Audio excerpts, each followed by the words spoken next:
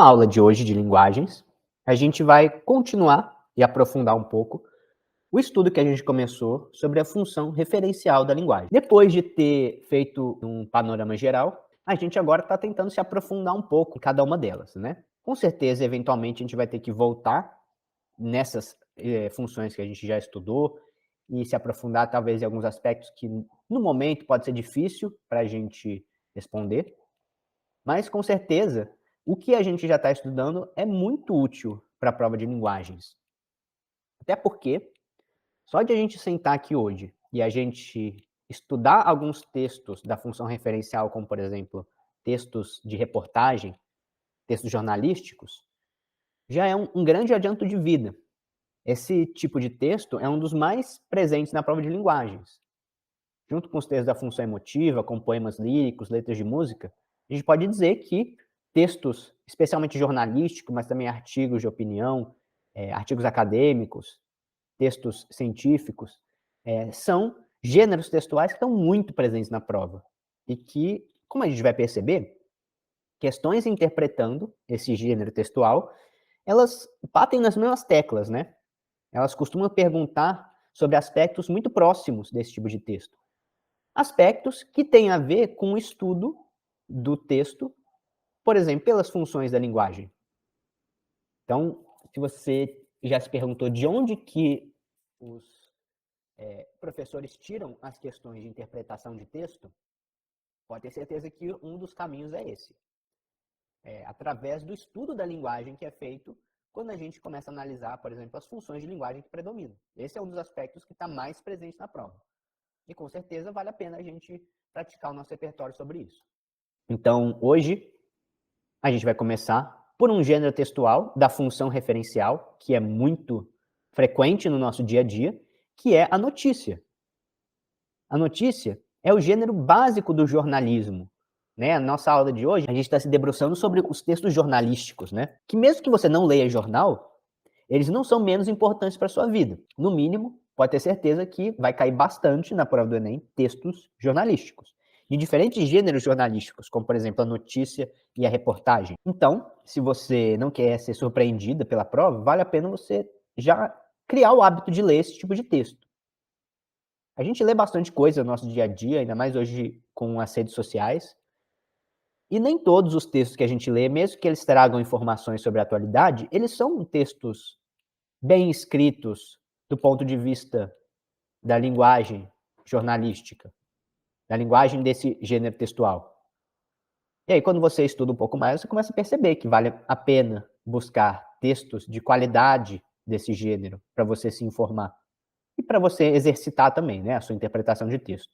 Então, a gente está falando do gênero básico do jornalismo, aquele que está mais presente no dia a dia, e ele é caracterizado, como que a gente pode definir uma notícia, o gênero notícia? Pelo relato de fatos do cotidiano, que são considerados relevantes do ponto de vista do interesse coletivo, sem emitir opinião.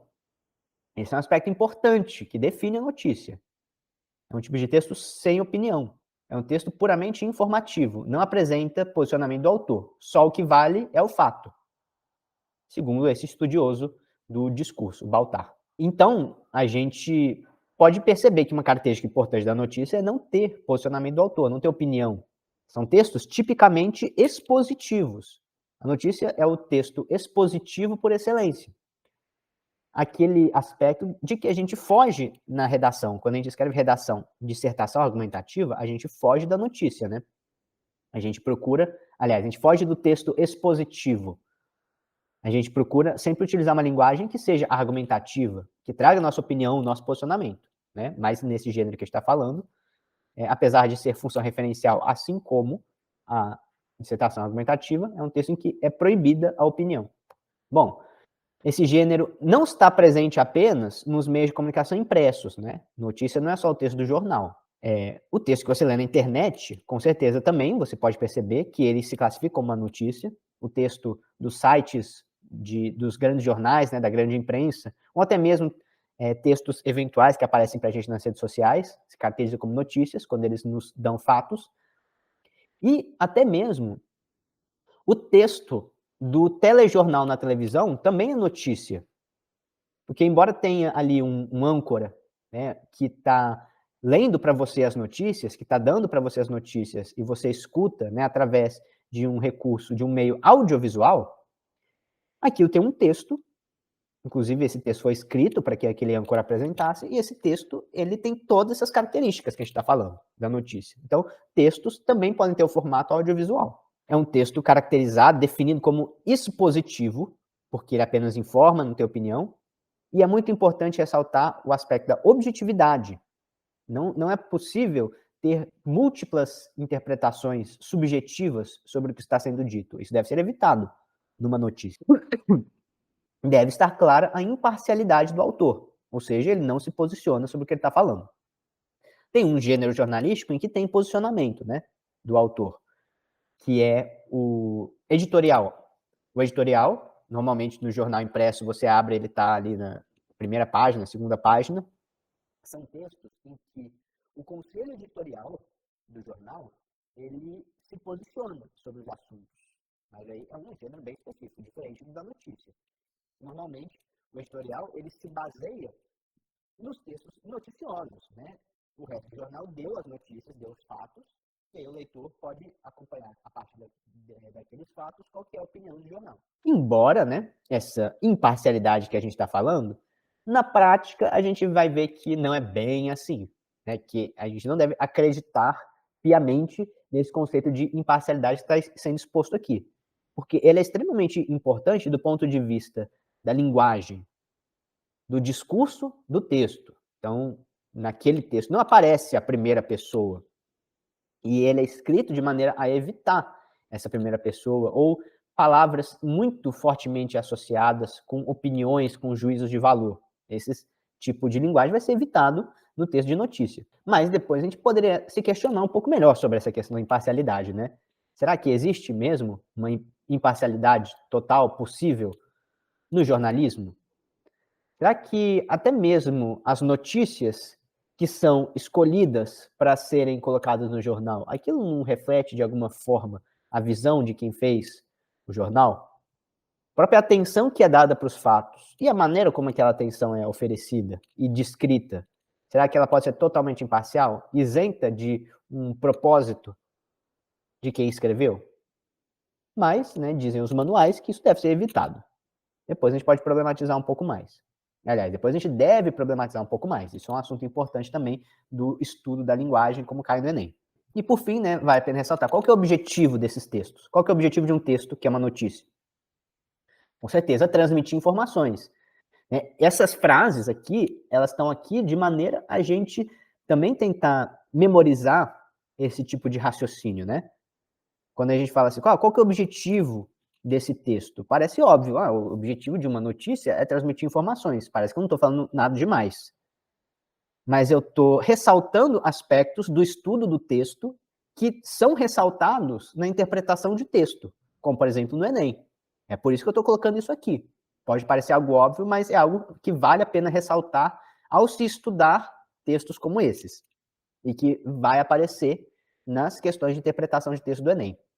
Então, o objetivo de um texto como uma notícia é transmitir informações, que geralmente espera-se que seja informação de interesse coletivo, de interesse social. Então, quem está lendo está tendo acesso a uma informação, a um conteúdo que deve ser relevante de fato para a coletividade. Se não for algo relevante do ponto de vista da coletividade, talvez não devesse virar notícia. Por exemplo, uma notícia, tal pessoa parou o seu carro na rua. Isso não deveria ser algo que deveria virar uma notícia. Afinal de contas, não é algo de interesse da coletividade. Não é algo que auxilia a estabelecer o contato dos leitores, do público leitor do jornal, com a realidade global, com a realidade social. A gente, né, deveria esperar esse propósito dos meios de comunicação. Embora aquilo que é de interesse de um grupo, não é nem interesse individual, mas de interesse coletivo de um grupo, muitas vezes varia de acordo com o público-alvo, né? Uma notícia pode ter como alvo um público amplo, mas também ela pode ser direcionada.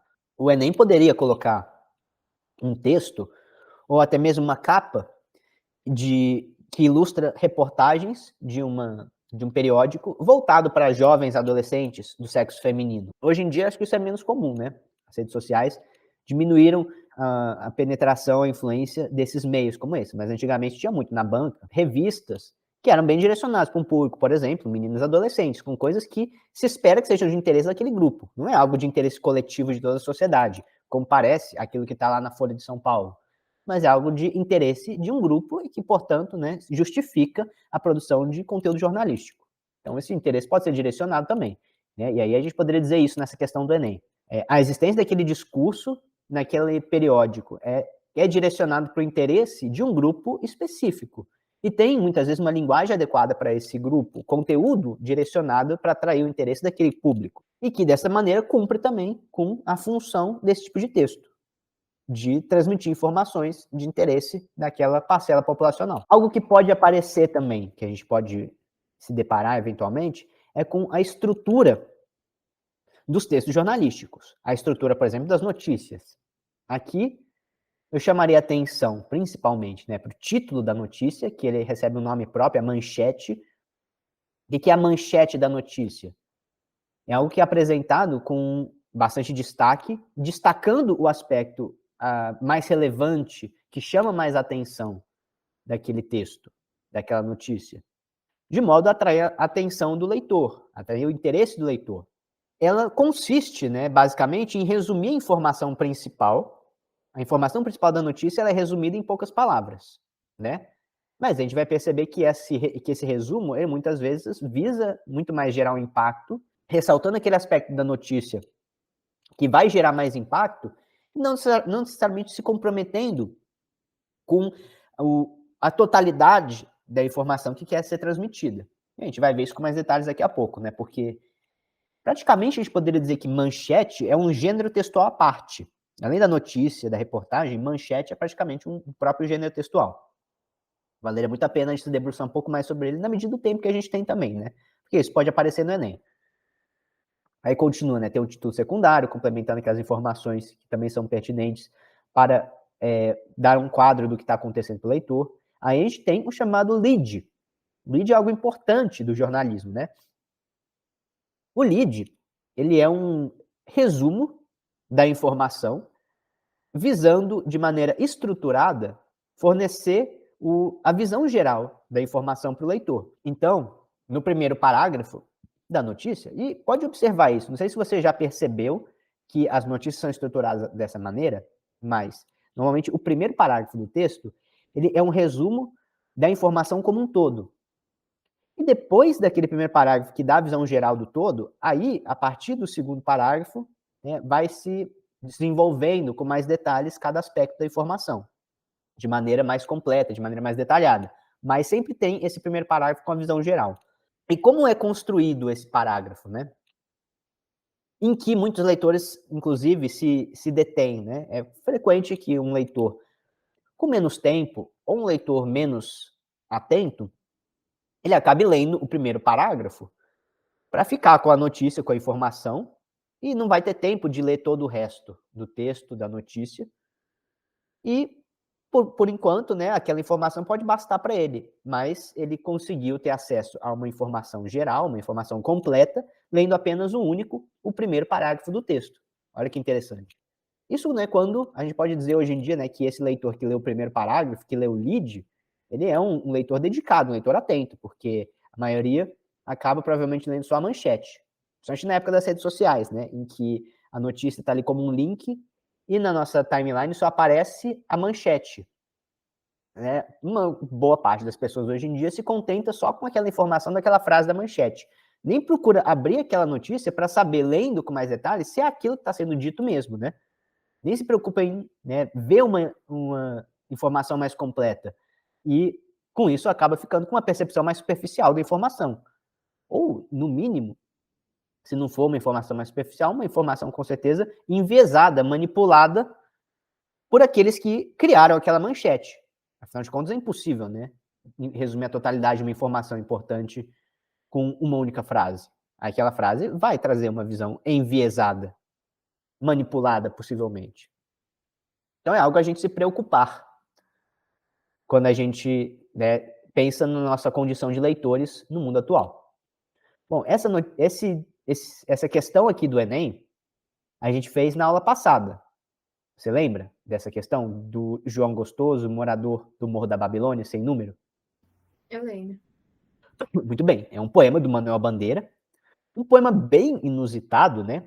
Porque ele tem uma linguagem que não é uma linguagem lírica que a gente normalmente espera da poesia, quando a gente pensa na função poética da linguagem. A gente está acostumado que a função poética da linguagem seja desenvolvida de uma forma que tem uma métrica, muitas vezes tem a rima e um esquema de versos já pré-estabelecidos, segundo um modelo, por exemplo, versos decassílabos, com 10 sílabas poéticas, com a rima A, B, B, A, né? Com todo aquele esquema que é típico até o romantismo, né? Da literatura, que se esperava da poesia. Aí vem o Manuel Bandeira e ele faz um poema que é praticamente tirado de uma notícia de jornal. Esse poema é praticamente um resumo, é quase só tipo um lead escrito por um poeta, né? Com certeza não é igual um lead escrito por um jornalista.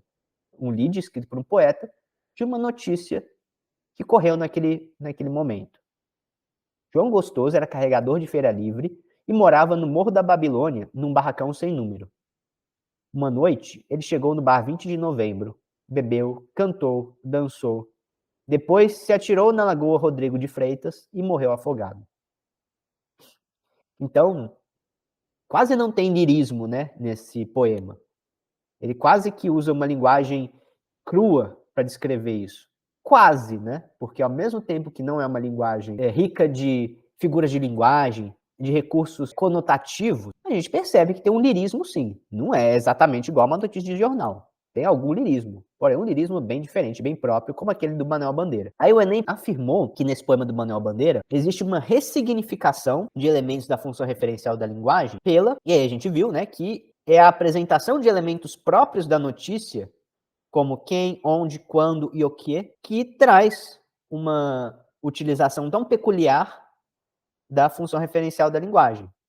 Ele descreve como se fosse um lead, uma informação, um fato, mas ele faz isso de uma maneira poética, de uma maneira lírica, mas evidenciando essa estrutura da notícia, do texto jornalístico, que nos mostra como funciona a função referencial da linguagem. Como está falando, a manchete é algo que chama a atenção no jornalismo como um recurso de linguagem muito interessante e muito problemático também, e que por isso que vale a pena, né, a gente estudar com atenção, porque isso pode aparecer eventualmente na prova do Enem. No que consiste a manchete? A manchete, ela é caracterizada, a principal característica é a síntese, é a capacidade de utilizar poucas palavras para oferecer, para transmitir as informações de maneira a atrair o máximo de atenção possível para aquela informação. Na manchete, a gente tem frases objetivas, uma linguagem totalmente direta e que traz o leitor para o assunto que está sendo envolvido. Ele chama a atenção do leitor para aquele assunto. Um aspecto interessante que é típico da manchete, na verdade, o texto jornalístico como um todo, em geral, usa esse recurso, mas ele é especialmente chamativo na manchete, que é o uso do tempo presente dos verbos.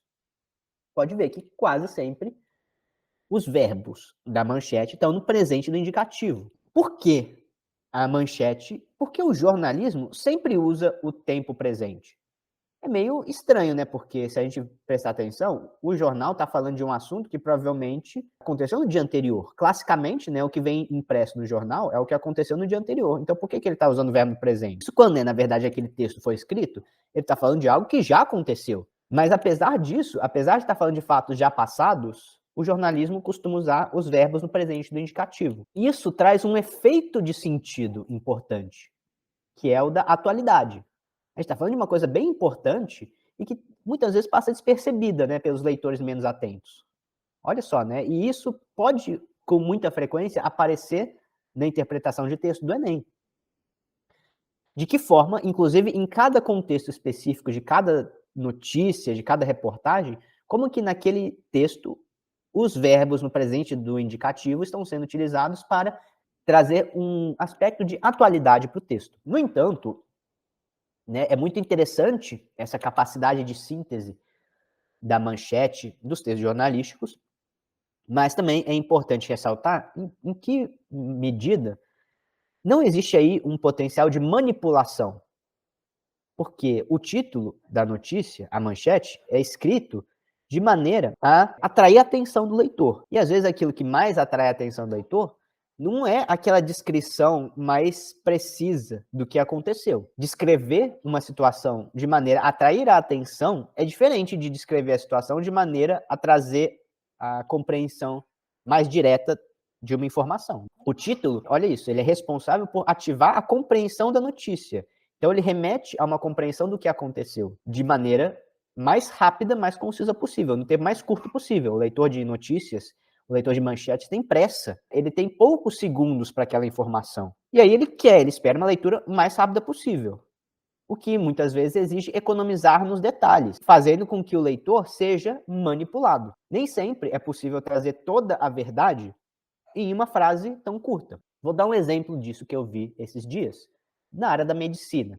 Teve uma pesquisa na Faculdade de Medicina da USP que estava abordando os efeitos do consumo de pipoca de micro-ondas sobre a saúde. E aí esse estudo, utilizando, né, o método científico, verificou que nos ratos de laboratório em que foi testada a utilização, o impacto do consumo daquelas substâncias que estão presentes na pipoca de micro-ondas, descobriu que os ratos que consumiam essa substância na pipoca de micro-ondas tinham maior chance de desenvolver Alzheimer. E aí, a notícia do periódico da USP era essa, né? Substância presente em pipoca de micro-ondas estava relacionada com maior risco de desenvolver Alzheimer em ratos, segundo essa pesquisa desse grupo.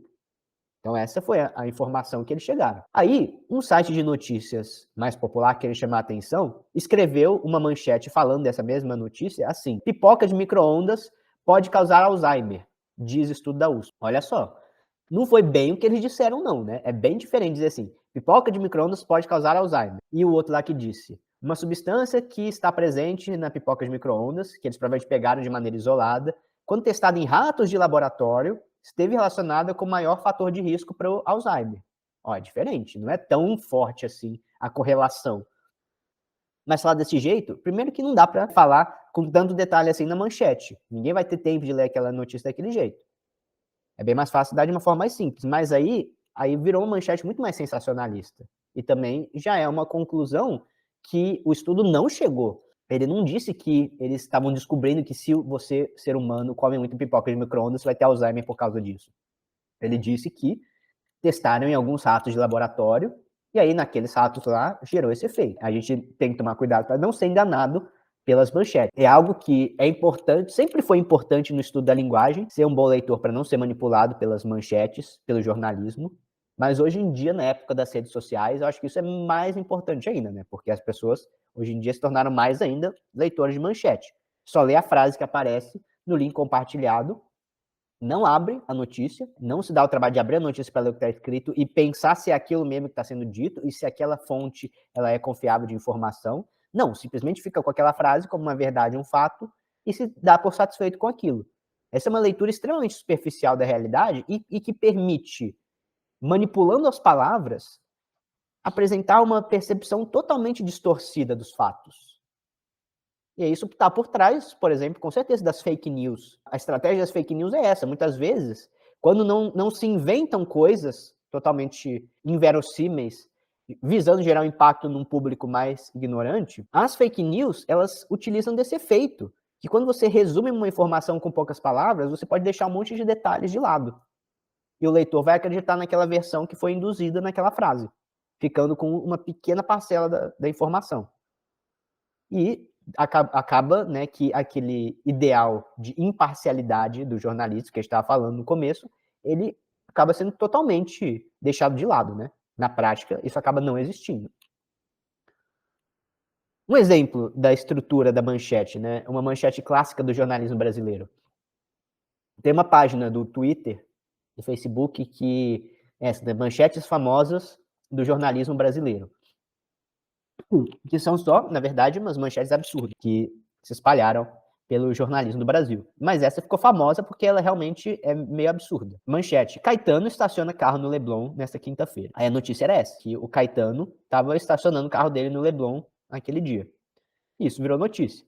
Só que essa notícia era tão absurda do ponto de vista da falta de interesse coletivo envolvido nessa informação, o seu puro aspecto talvez de fofoca, sem nenhum propósito, sem nenhum conteúdo, que acabou sendo uma manchete famosa. A gente consegue perceber com isso que nem sempre é o interesse coletivo que está em jogo no jornalismo, mas, muitas vezes, o máximo de atenção do público, atrair o máximo de atenção do público, independente do valor do conteúdo da informação. Vamos falar sobre outro gênero jornalístico, que também está muito presente no Enem. Na verdade, esse está mais presente que a notícia, né? A notícia é menos frequente na prova do Enem, como gênero textual, como questões de interpretação. Também, com certeza, vai aparecer. Mas, provavelmente, o mais presente, o mais cobrado, de função referencial, né? Que, como vimos, é a segunda mais cobrada na prova, é reportagem. Reportagem, que é o artigo de jornal escrito segundo as informações do repórter. Ou seja, né, existe um esforço investigativo envolvido na construção daquele texto e uma estrutura para que o leitor tenha acesso ao conjunto de informações que o autor, o seu repórter, está querendo provar. Perceba que aqui, nessa definição, aparece o repórter. Porque quando a gente falou da notícia, a notícia era algo totalmente, pelo menos aparentemente, imparcial e impessoal.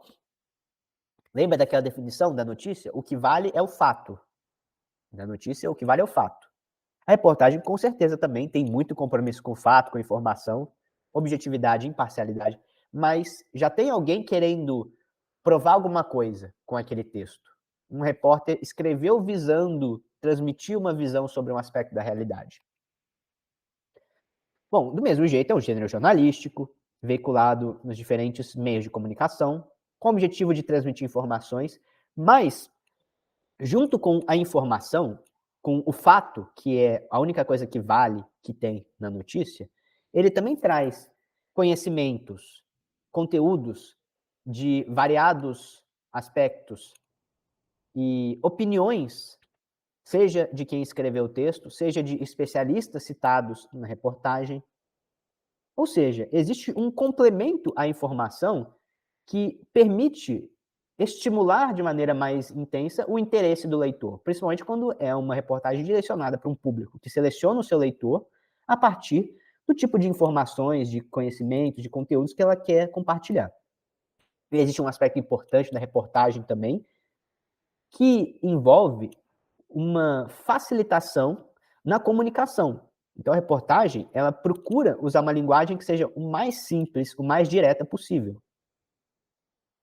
E com isso, ela procura ampliar o seu público-alvo. Com uma linguagem mais simples, mais acessível, aquelas informações, mas também aqueles conhecimentos, aquelas opiniões daquele texto, atingem um público mais amplo.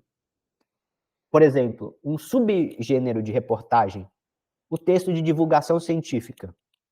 Tem ficado famoso no Brasil, né? Alguns autores de divulgação científica. Não só de textos, né? Porque hoje em dia tem também os meios audiovisuais, como o YouTube, em que esses comunicadores, eles fazem um papel importante de divulgação científica, por exemplo, de divulgação de informações, de conhecimentos de interesse coletivo para um público mais amplo, facilitando o entendimento daquele público que pode não ser um público especializado no assunto, porém potencialmente interessado. É bem diferente sem ser, por exemplo, interessado em ciências médicas, por exemplo, e ser especialista em ciências médicas. Então, um especialista na área, ele vai ler um texto com um alto grau de complexidade de elaboração da linguagem, por exemplo, que só um especialista consegue ter acesso. Agora, o público daquela informação pode ser bem mais amplo do que aqueles que entendem aquela linguagem técnica complexa. Então, é necessário o trabalho de tornar aquela informação mais acessível através de uma linguagem mais simples, mais direta. E aí, né, a reportagem pode ser direcionada para diferentes focos de assuntos de interesse de um grupo específico, ou falar de maneira mais geral de interesses sociais, políticos, econômicos, científicos, os mais variados assuntos. Né? Para a gente estudar essa questão, em vez de ler um texto genérico, eu trouxe um texto de uma questão do Enem, para a gente analisar do ponto de vista da linguagem, do ponto de vista desses aspectos que a gente está analisando hoje. que a gente está estudando hoje. Olha só, um texto vale a pena a gente sempre buscar a fonte, né? Super interessante. Super interessante é uma revista de divulgação científica, inclusive, né? Que fala sobre aspectos bem gerais das atualidades, de uma maneira acessível para os leitores, usando uma linguagem, não só uma linguagem verbal, mas uma linguagem visual, que visa facilitar o acesso às informações, torná-las mais compreensíveis, mais fáceis de entendimento, mais direto, envolvendo assuntos que podem ter descrição mais complexa pelos cientistas, pelos especialistas. Então, olha só. Texto: o que a internet esconde de você? Para cada site que você pode visitar, existem pelo menos 400 outros que não consegue acessar.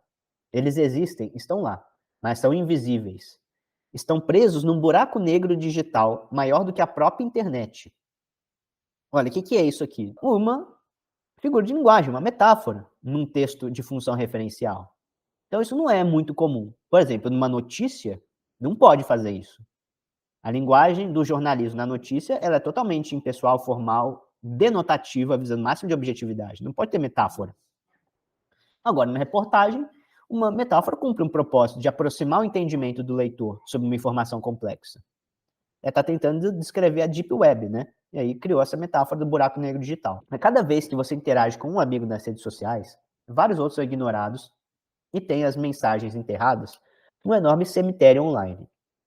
E quando você faz uma pesquisa no Google, não recebe os resultados de fato, e sim uma versão maquiada, previamente modificada de acordo com critérios secretos. Sim, isso tudo é verdade. E não é nenhuma grande conspiração.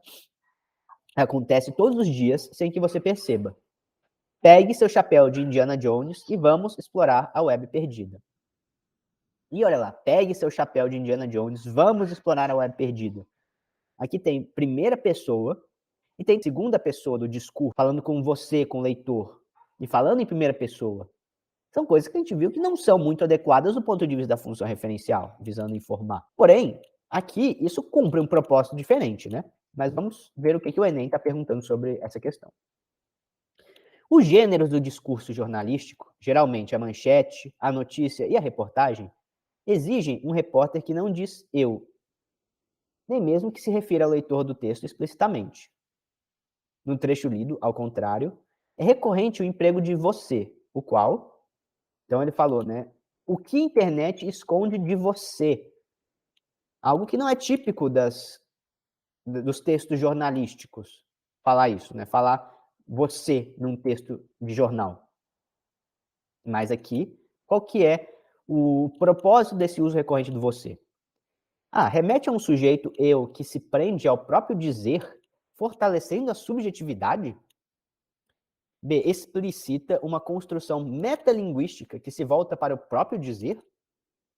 C. Deixa claro o leitor esperado para o texto, aquele que visita redes sociais e sites de busca no dia a dia? D. Estabelece conexão entre o factual e o opinativo, o que descaracteriza o texto como reportagem? Ou E. Revela a intenção de tornar a leitura mais fácil a partir de um texto em que se emprega vocabulário simples. Vamos ver qual que foi o gabarito do Enem. O gabarito do Enem acabou sendo C. Aí ela tem muito a ver realmente, né? Que existe um objetivo aí de utilizar um vocabulário mais simples. Mas talvez ao usar o você, a questão não seja nem tanto assim de facilitar a leitura ou de usar o vocabulário simples, seja o de realmente assim se dirigir para o público, né? Outros aspectos do texto fazem com que a intenção de tornar a leitura mais fácil, inclusive a gente falou bastante disso, esteja presente. Por exemplo, usando metáfora. Metáfora, com certeza, é um recurso com esse propósito que a gente está falando. Uma linguagem mais simples. Uma metáfora, aqui, por exemplo, tinha o objetivo de simplificar o entendimento. Agora, a segunda pessoa não é tanto por causa de facilitar a leitura. Ela não faz tanta diferença nesse sentido. Mas sim o de, como a gente viu na reportagem, atrair o interesse de um público específico. Então, tem mais a ver com uma questão de atrair a atenção de maneira direcionada, inclusive escolhendo com isso um público-alvo. A gente pode perceber que nem sempre o público-alvo de um texto como uma reportagem, ele é tão amplo, super interessante, é algo que tem um público bem amplo, tem um propósito de divulgação científica, mas é um público com interesse específico, que tem interesse de maneira geral em ciência, em curiosidades, em história, em atualidades. Não é qualquer público mais amplo. E como ela consegue selecionar esse público que tem interesse? Justamente através desses recursos, visando o receptor. Não era uma resposta tão fácil de chegar, mas espero que tenha dado para entender também. Por fim, né, pode aparecer também, a gente pode ver por aí alguma questão relacionando também a estrutura do texto reportagem com esse estudo da linguagem que a gente está fazendo. E olha só, né, a reportagem também utiliza o lead, embora nem sempre no Enem a gente tenha o texto da reportagem completo, muitas vezes é um trecho. Mas se for citado um trecho, é bem provável que seja o do lead, porque é aquele que traz a informação de uma maneira mais completa, mais ampla, né? Com aquelas características que a gente viu. Quem, o que, como, quando.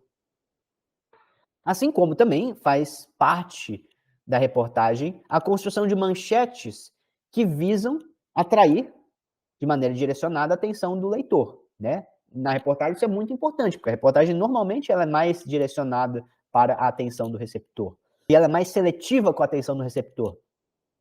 E por isso, né, o trabalho de construir manchetes, de ressaltar aspectos da informação, do conteúdo de maneira sintética, de maneira rápida, se torna mais importante. Uma questãozinha do Enem, que também eu achei muito interessante. A última edição deste periódico apresenta mais uma vez tema relacionado ao tratamento dado ao lixo caseiro, aquele que produzimos no dia a dia.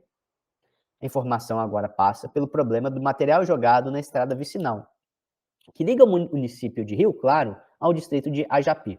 Infelizmente, no local em questão, a reportagem encontrou mais uma forma errada de destinação do lixo. Material atirado ao lado da pista como se isso fosse ideal. Olha essa referência à reportagem, né? A reportagem encontrou mais uma forma errada de destinação do lixo. Do ponto de vista do discurso, procura trazer, de certa forma, uma certa credibilidade para esse texto, né? A reportagem mostrando o que eles estão passando para ir atrás da informação. Rompendo um pouco com aquele paradigma da impessoalidade do discurso, em que não tem um eu presente no texto jornalístico. Muitos moradores, por exemplo, retiram o lixo de suas residências e, em vez de um destino correto, procuram dispensá-lo em outras regiões. Uma situação, no mínimo, incômoda. Se você sai de casa para jogar o lixo em outra localidade, por que não o fazer no local ideal? É muita falta de educação achar que aquilo que não é correto para sua região pode ser para outra. A reciclagem do lixo doméstico é um passo inteligente de consciência. Olha o exemplo que passamos aos mais jovens. Quem aprende errado, coloca em prática o errado. Um perigo. Tudo bem, esse editorial, olha lá, esse é um texto de editorial, ele já traz um aspecto diferente do da notícia. Esse editorial faz uma leitura diferenciada de uma notícia veiculada no jornal.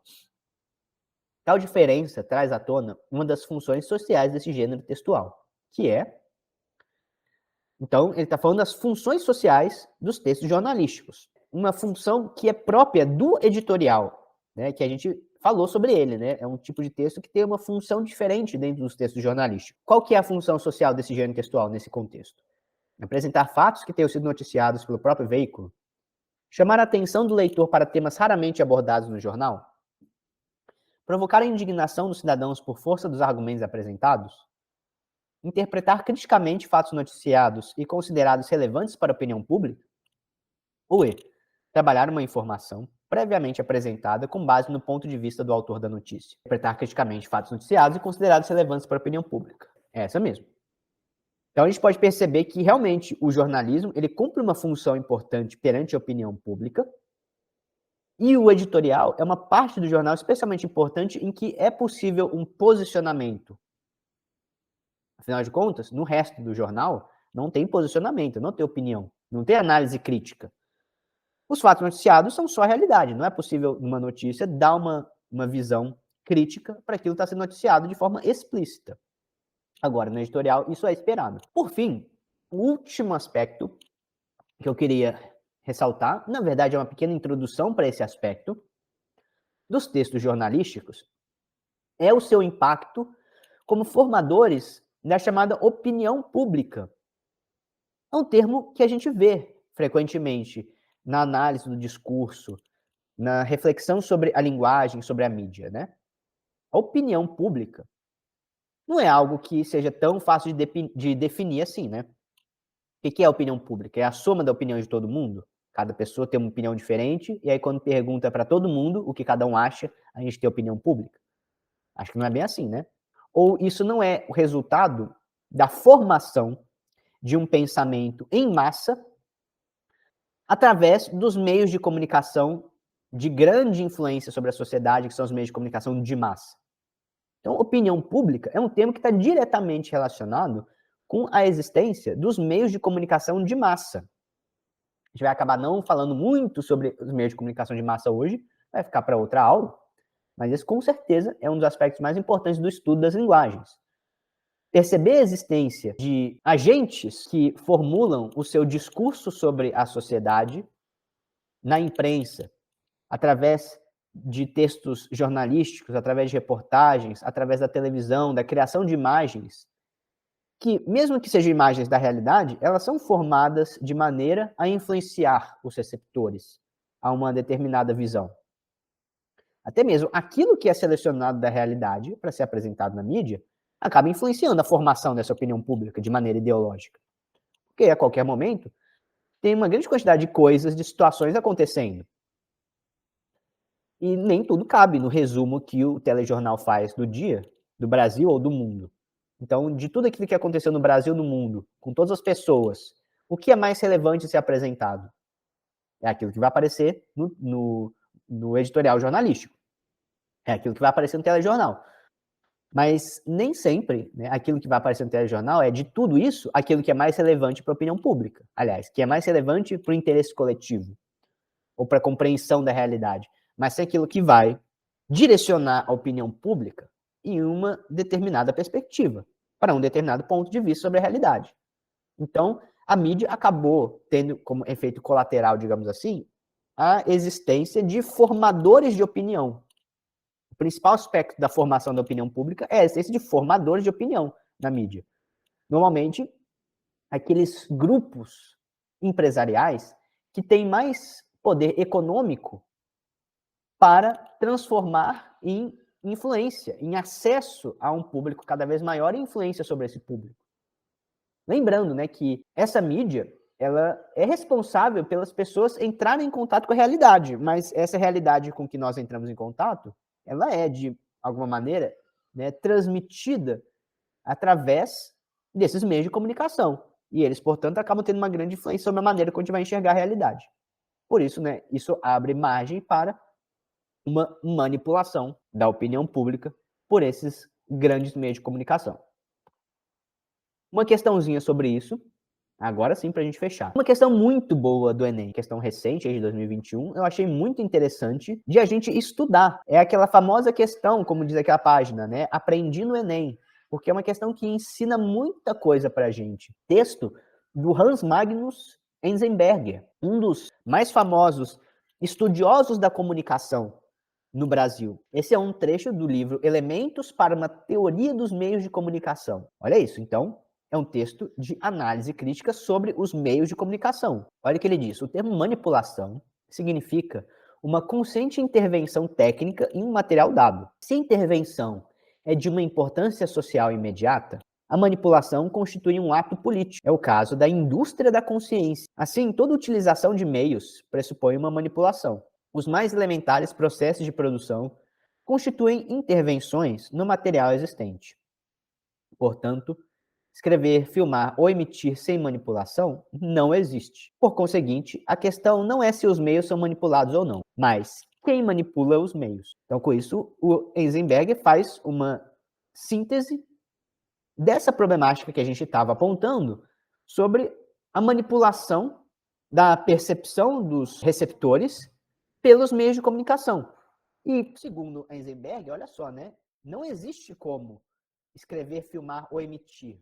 Ou seja, comunicar através de meios de comunicação sem manipulação. Não existe. Porque a própria produção do material jornalístico ou de qualquer tipo É uma intervenção no material existente. O jornalista, ele apontou a câmera, o telejornalista, né, o cinegrafista, ele apontou a câmera para um determinado lado e não para o outro. Isso já é uma seleção. Isso já é, de alguma forma, manipulação, na realidade.